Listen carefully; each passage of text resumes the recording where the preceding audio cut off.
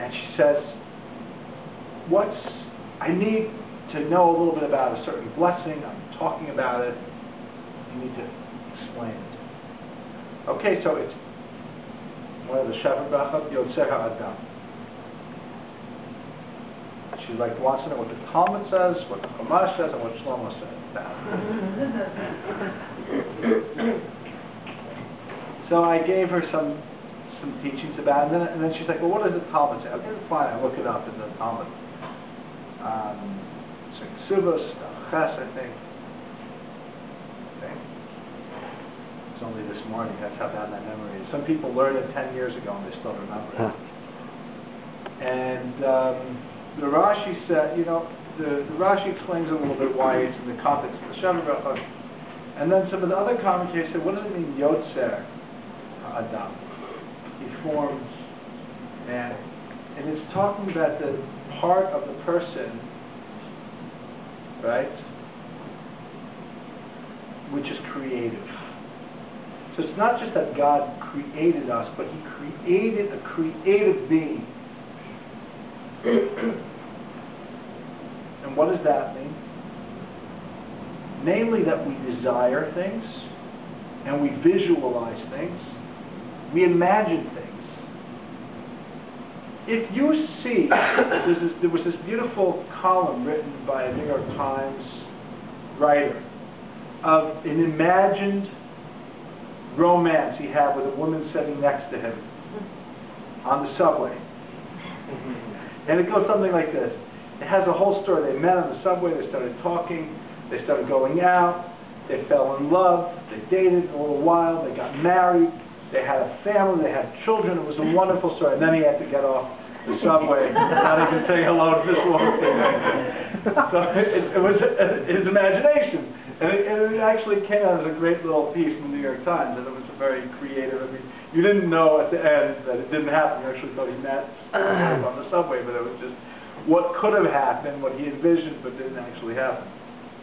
Maybe if you're a New York Times writer, you have to imagine stories to write, even if you never even imagined them in real life, but you have to imagine that you did imagine them. You have an imagination. Yotzer Ha'adam means there's a part of you that isn't only created, but is a creative aspect. You are a creator because you imagine, you visualize.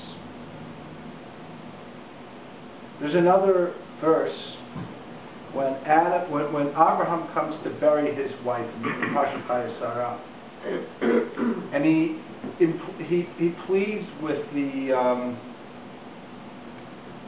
the people who dwell in the city, Bnei Ches, children of Ches. And he says, "Im yesh es nafshechem," if it is in your, literally nafshechem means souls. But Rashi explains, nafshechem v'tzalchem, if it is in your will, before it may be, that I shall bury my dead here. In other words, the very root of soul is connected to will and desire. Which then means, if your will is connected to your soul, and your imagination is connected to your being creative, that means you are what you visualize yourself as being, and will yourself into being, and actualize yourself into being. That doesn't mean just because I visualize I'm a lion, that I'm a lion. But nevertheless, the first page of Shulchan Aruch says, visualize yourself as a lion. Isgaber ka'ari. Lasos b'tzon avicha m'shir. There's different animals. And if you could, I'll read from you a quote from the Shlomo book that Steve Leff was kind enough to show to me today. In the introduction of Am Yisrael Chai, or I should say Am Yisrael Chai, it says,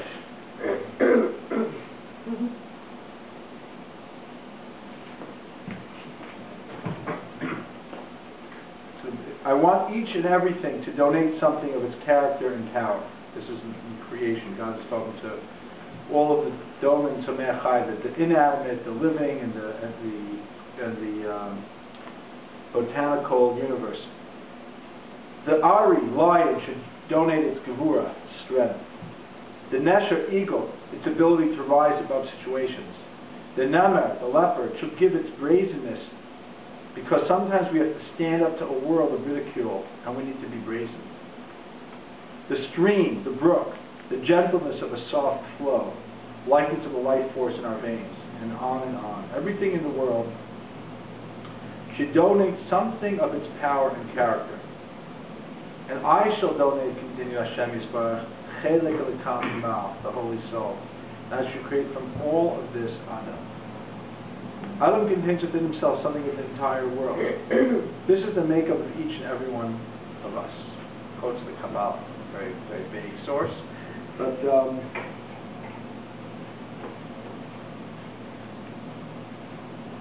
all of the universe, both the physical universe and all that we've been taught, all the spiritual, the cosmological understandings of the spiritual realms,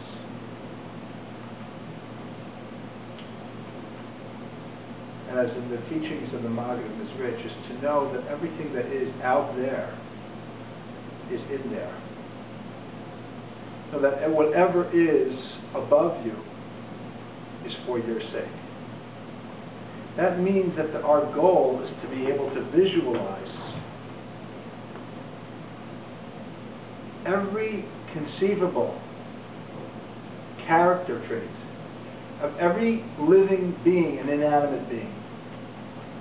And then, if that's not enough, if it's not enough for you to say, learn from the lion. You know how much I learned from the Lion King? It's a very powerful movie. But if you learn from the lion, learn from the eagle, just the first page of Shulchan Aruch is use the animal kingdom, the power that exists within a lion. The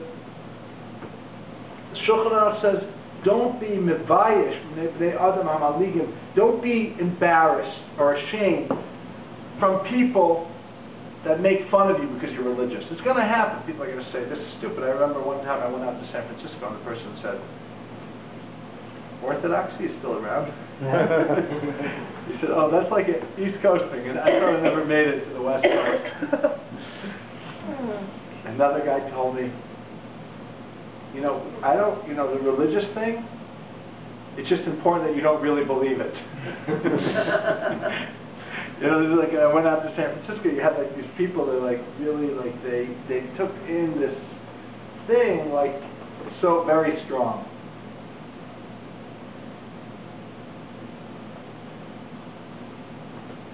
That's why Shlomo went to San Francisco.